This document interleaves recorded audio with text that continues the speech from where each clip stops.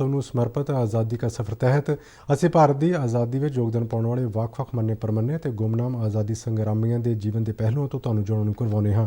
ਇਸ ਤੋਂ ਇਲਾਵਾ ਆਜ਼ਾਦੀ ਦੇ ਸੰਘਰਸ਼ ਨਾਲ ਜੁੜੀਆਂ ਹੋਰ ਗਤੀਵਿਧੀਆਂ ਬਾਰੇ ਵੀ ਦੱਸਦੇ ਹਾਂ। ਅੱਜ ਦੀ ਕੜੀ ਵਿੱਚ ਅਸੀਂ ਤੁਹਾਨੂੰ ਸੁਤੰਤਰਤਾ ਸੈਨਾਨੀ ਟੰਟਿਆ ਭੀਲ, ਸਾਬਕਾ ਰਾਸ਼ਟਰਪਤੀ ਰਾਮਾ ਸਵਾਮੀ ਵੈਂਕਟਰਮਨ ਅਤੇ ਸ਼ਹੀਦ ਫਿਰੰਗੋਜ਼ੀ ਸ਼ਿੰਦੇ ਬਾਰੇ ਜਾਣਕਾਰੀ ਦੇ ਰਹੇ ਹਾਂ।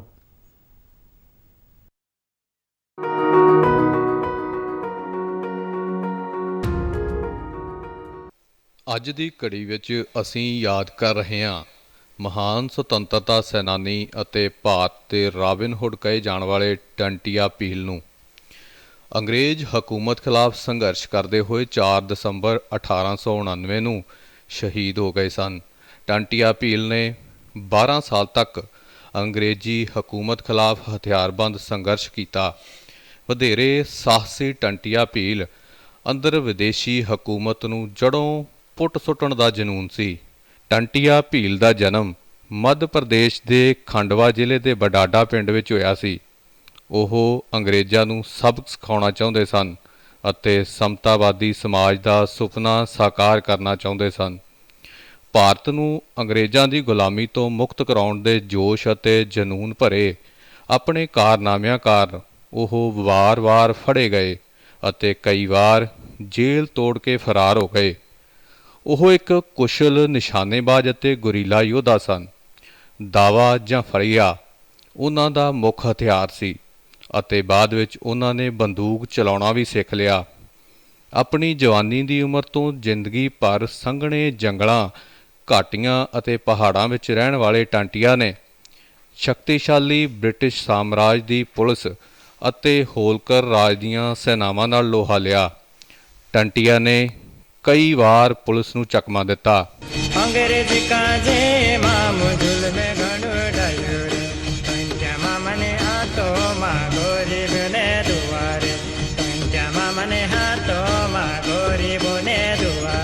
ਟੰਟਿਆ ਅੰਗਰੇਜ਼ ਸਰਕਾਰ ਦੇ ਖਜ਼ਾਨੇ ਅਤੇ ਉਸ ਦੇ ਹਮਾਇਤੀਆਂ ਦੀ ਸੰਪત્ਤੀ ਨੂੰ ਲੁੱਟ ਕੇ ਗਰੀਬਾਂ ਅਤੇ ਜ਼ਰੂਰਤਮੰਦਾਂ ਨੂੰ ਵੰਡ ਦਿੰਦੇ ਸਨ। ਉਹ ਲੋਕਾਂ ਵਿੱਚ ਮਾਵਾਂ ਦੇ ਨਾਂ ਨਾਲ ਹਰਮਨ ਪਿਆਰੇ ਸਨ। ਇੰਦੌਰ ਦੀ ਫੌਜ ਦੇ ਇੱਕ ਅਧਿਕਾਰੀ ਨੇ ਟੰਟਿਆ ਨੂੰ ਮਾਫੀ ਦਾ ਵਾਅਦਾ ਕੀਤਾ, ਪਰ ਧੋਖੇ ਨਾਲ ਉਹਨਾਂ ਨੂੰ ਜਬਲਪੁਰ ਲਿਜਾਇਆ ਗਿਆ। ਉੱਥੇ ਉਹਨਾਂ ਉੱਪਰ ਮੁਕੱਦਮਾ ਚਲਾਇਆ ਗਿਆ ਅਤੇ 4 ਦਸੰਬਰ 1899 ਨੂੰ ਉਹਨਾਂ ਨੂੰ ਫਾਂਸੀ ਦੇ ਦਿੱਤੀ ਗਈ। ਅਸੀਂ ਇਸ ਦੇਸ਼ ਭਗਤ ਨੂੰ ਨਮਨ ਕਰਦੇ ਹਾਂ।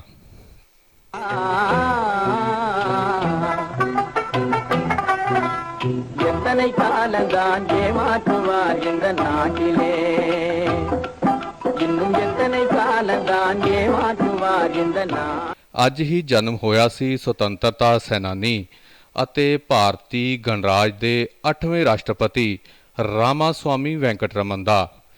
ਇੱਕ ਸੱਚੇ ਰਾਸ਼ਟਰਵਾਦੀ ਸਨ। ਧਰਮ ਨਿਰਪੱਖਤਾ, ਲੋਕਤੰਤਰ ਅਤੇ ਅਹਿੰਸਾ ਦੇ ਗਾਂਧੀਵਾਦੀ ਸਿਧਾਂਤ ਵਿੱਚ ਦ੍ਰਿੜ ਵਿਸ਼ਵਾਸ ਰੱਖਣ ਵਾਲੇ ਵੈਂਕਟਰਮਨ ਮੂਲ ਰੂਪ ਵਿੱਚ ਮਨੁੱਖਤਾਵਾਦੀ ਸਨ। ਵੈਂਕਟਰਮਨ ਦਾ ਜਨਮ ਮਦਰਾਸ ਪ੍ਰੈਜ਼ੀਡੈਂਸੀ ਵਿੱਚ ਤੰਜੌਰ ਜ਼ਿਲ੍ਹੇ ਦੇ ਨੇੜੇ ਪੱਟੂਕੋਟਈ ਦੇ ਰਾਜਾ ਮਦਮ ਪਿੰਡ ਵਿੱਚ ਹੋਇਆ ਸੀ। ਉਹਨਾਂ ਨੇ ਲਾ ਕਾਲਜ ਮਦਰਾਸ ਤੋਂ ਕਾਨੂੰਨ ਵਿੱਚ ਯੋਗਤਾ ਹਾਸਲ ਕੀਤੀ।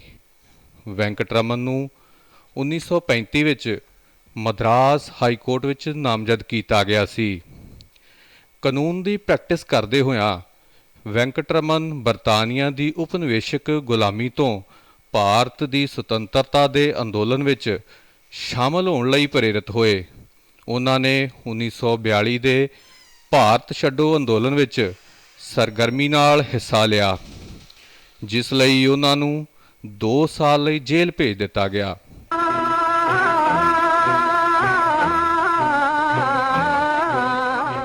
1946 ਵਿੱਚ ਜਦੋਂ ਅੰਗਰੇਜ਼ ਹਕੂਮਤ ਤੋਂ ਭਾਰਤੀ ਹੱਥਾਂ ਵਿੱਚ ਸੱਤਾ ਦੀ ਤਬਦੀਲੀ ਨਜ਼ਦੀਕ ਸੀ, ਭਾਰਤ ਸਰਕਾਰ ਨੇ ਵੈਂਕਟਰਮਨ ਨੂੰ ਜਾਪਾਨ ਨਾਲ ਸਹਿਯੋਗ ਦੇ ਅਪਰਾਧ ਵਿੱਚ ਭਾਰਤੀ ਸੈਨਿਕਾਂ ਦੀ ਪੈਰਵਾਈ ਲਈ ਮਲਾਇਆ ਅਤੇ ਸਿੰਗਾਪੁਰ ਭੇਜੇ ਜਾਣ ਵਾਲੇ ਵਕੀਲਾਂ ਦੇ ਪੈਨਲ ਵਿੱਚ ਸ਼ਾਮਲ ਕੀਤਾ। ਬਾਅਦ ਵਿੱਚ ਉਹ ਸੰਵਿਧਾਨ ਸਭਾ ਲਈ ਵੀ ਚੁਣੇ ਗਏ। ਵੈਂਕਟਰਮਨ 4 ਵਾਰ ਲੋਕ ਸਭਾ ਲਈ ਚੁਣੇ ਗਏ ਅਤੇ ਉਹਨਾਂ ਨੇ ਕੇਂਦਰੀ ਵਿੱਤ ਮੰਤਰੀ ਅਤੇ ਰੱਖਿਆ ਮੰਤਰੀ ਦੇ ਰੂਪ ਵਿੱਚ ਕੰਮ ਕੀਤਾ। 1984 ਵਿੱਚ ਉਹ ਭਾਰਤ ਦੇ 7ਵੇਂ ਉਪ ਰਾਸ਼ਟਰਪਤੀ ਬਣੇ। 1987 ਵਿੱਚ ਉਹ ਭਾਰਤ ਦੇ 8ਵੇਂ ਰਾਸ਼ਟਰਪਤੀ ਬਣੇ ਅਤੇ 1992 ਤੱਕ ਇਸ ਅਹੁਦੇ ਤੇ ਰਹੇ। The dignity of the nation and the individual rest in no small measure upon a strong and vibrant democratic institution. These in turn are closely linked with certain sound and lasting values in our public life. My government will fight those trends which have in recent years sapped our democratic institutions of their vitality and strength. 27 ਜਨਵਰੀ 2009 ਨੂੰ ਉਹਨਾਂ ਦਾ ਦੇਹਾਂਤ ਹੋ ਗਿਆ।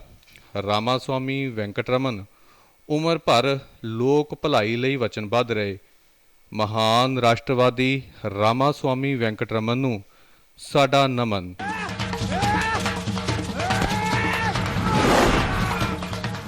ਅੱਜ ਅਸੀਂ ਸ਼ਹੀਦ ਫਿਰੰਗੋਜੀ ਸ਼ਿੰਦੇ ਨੂੰ ਵੀ ਯਾਦ ਕਰ ਰਹੇ ਹਾਂ। ਉਹਨਾਂ ਦਾ ਦੇਹਾਂਤ 4 ਦਸੰਬਰ 1857 ਨੂੰ ਹੋਇਆ ਸੀ। ਮਹਾਰਾਸ਼ਟਰ ਦੇ ਕੋਲਾਪੁਰ ਜ਼ਿਲ੍ਹੇ ਦੇ ਗਿਰਗਾਓਂ ਵਿੱਚ ਬਾਜੀ ਸ਼ਿੰਦੇ ਦੇ ਘਰ ਜਨਮੇ ਫਿਰੰਗੋਜੀ ਇੱਕ ਕਿਸਾਨ ਸਨ।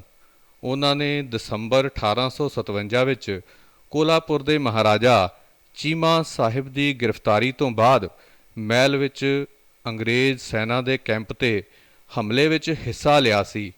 ਉਹ 4 ਦਸੰਬਰ 1857 ਨੂੰ ਲੜਾਈ ਵਿੱਚ ਸ਼ਹੀਦ ਹੋ ਗਏ ਸਨ।